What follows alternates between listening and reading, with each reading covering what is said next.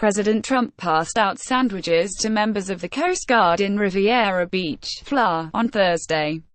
Drago for the New York Times. West Palm Beach, Florida. For his first Thanksgiving in office, President Trump returned to the comforts of his civilian lifestyle, the luxury of his Palm Beach properties, complete with early morning Twitter commentary and a list of all the ways he, and, as a result, the country, is winning.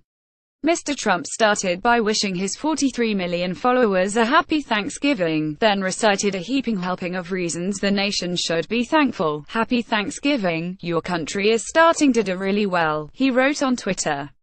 "Jobs coming back, highest stock market ever, military getting really strong, we will build the wall, the aid taking care of our vets, great Supreme Court justice, record cut in regs, lowest unemployment in 17 years. In a video teleconference later on Thursday morning, the president assured troops from the 5 branches of the military, stationed across the world, that they were fighting for something real and that really good things had happened with the country while they were overseas. More improvements, including big, fat, beautiful tax cuts, are to come, he said.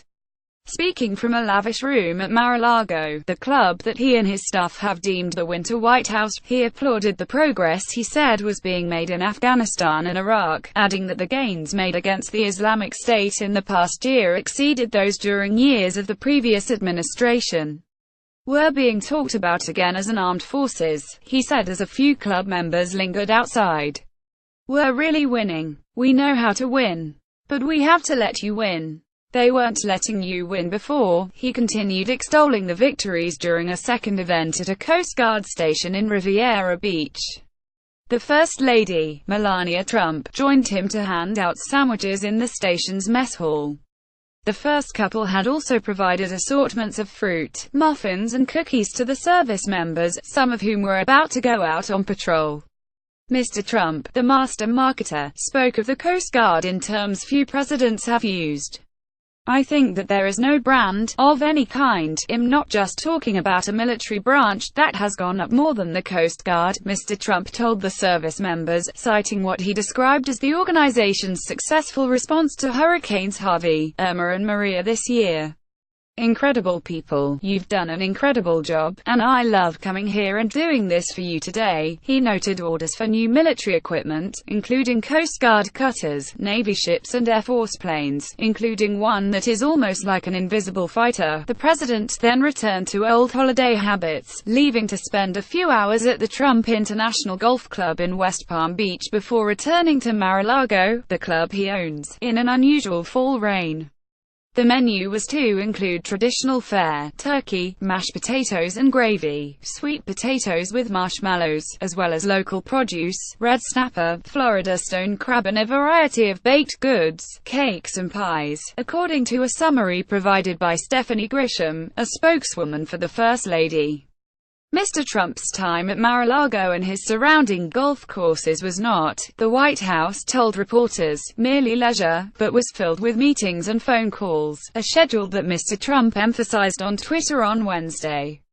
"We'll be having meetings and working the phones from the winter White House in Florida, Mar-a-Lago," he wrote on Twitter before spending a few hours at his West Palm Beach golf course. Officials declined to say with whom the president spoke. In the years since Mr. Trump renovated Mar-a-Lago, the former estate of the cereal company heiress Marjorie Merriweather Post, into an upscale club and resort, he has relished spending parts of the holiday season there, said Anthony P. Senecal, Mr. Trump's former butler, who worked at the resort for more than 20 years. This visit was the president's first to the club since April. "He's coming home," Mr. Senecal said in an interview. "He's going to be overjoyed. That helps at Mar-a-Lago, that helps near the golf course, that helps going to see a lot of friends that he hasn't seen in a great while." While the living room Christmas tree and menorah are usually not up yet, the week of Thanksgiving marks the beginning of the Mar-a-Lago holiday season, after the club's annual summer closing for repairs and historic restoration, Mr. Senecal said. Families congregate to enjoy the traditional Thanksgiving fare, and Mr. Trump generally circles the room, which is decorated with seasonal flowers, to greet the club members, who pay thousands of dollars for membership.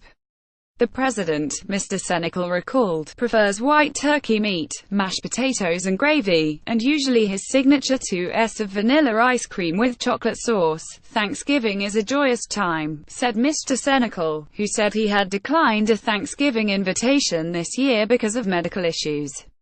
Last year, Mr. Trump called Mr. Senecal obviously a very troubled man after the discovery of Facebook posts in which Mr. Senecal had called for the execution of Barack Obama. There's never been any other place. Wouldn't he know what to compare it to? It is unclear how different the social season at the club will be this year, especially after several charities cancelled events over the president's response to the racially tinged violence in Charlottesville, VA, according to the Washington Post.